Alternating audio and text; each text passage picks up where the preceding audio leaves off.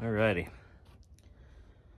Side-by-side comparison, Fiero suspension, Corvette suspension. So, they both have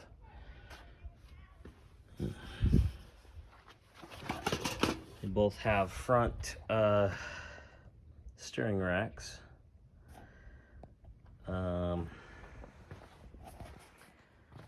The Fiero is way smaller. Well, I don't know that it's smaller, but like this section right here, this is actually the frame of the Corvette. And I kind of assumed that this right here, that cross member there, it's probably this in the Fiero, the little inner, I guess, spare tire area. So I could probably get away with cutting this out in the that whole thing in the Fiero if I'm going to keep that big section there.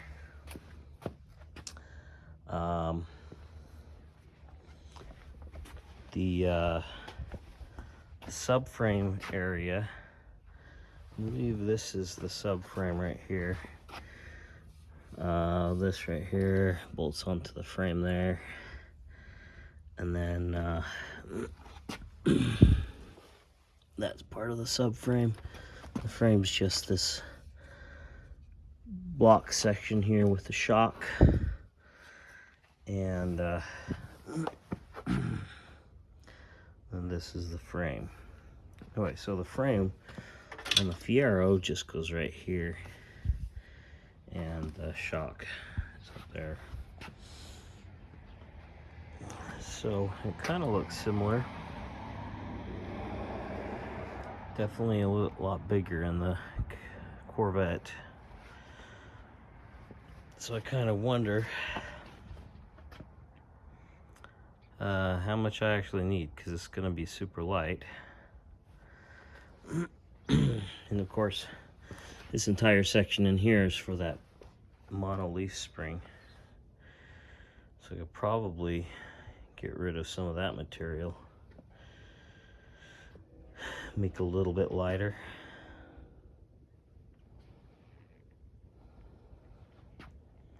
Anyway, guess we'll see what we can do here.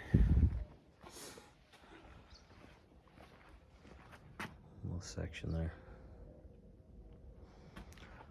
Anyway, so I pulled out the spare tire tub, and probably gonna have to remove the coolant lines completely to work on the suspension mounting.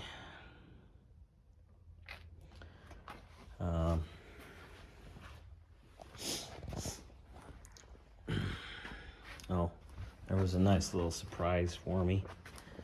The radiator was damaged pretty good. This little lower half right here got smashed, and the radiator is definitely not straight anymore. So I'm going to be needing to look for a new radiator, or I can use the one from the Impala, but it seems way too long for what I have here. I don't think it will fit between these two frame rails, unless I just cut off the frame rails and maybe bring them over this way so that I can make room for a big radiator. I don't know.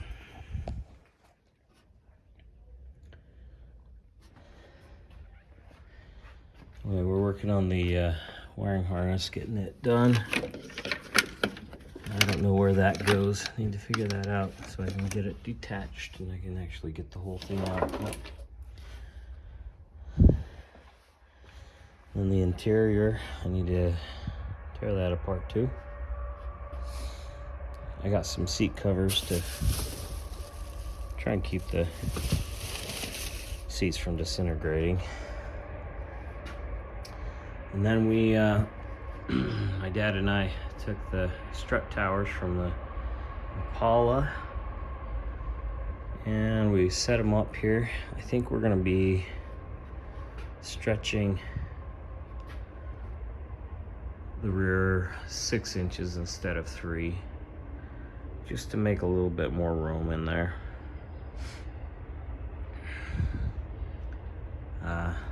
This is about where it needs to be. You can see the strut tower and that strut tower are definitely not lined up. So I'm probably gonna cut it about there and then cut the strut tower off of the trunk there and then make a little bit of room on the side, because it is a little bit wider. So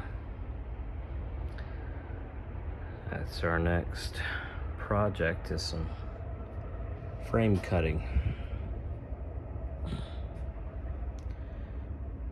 And then my dad suggested that once I get the trunk off, I could start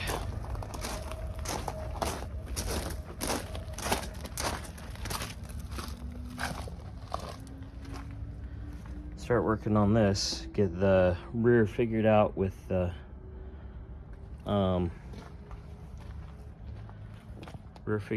mounting while I have the trunk off. I can get it mounted. I can put my templates for the strut towers, put the strut towers on there, and then I can put the trunk where I want it, and then I can fabricate the mounts to the trunk from that point. So yeah, that's kind of what my plan is.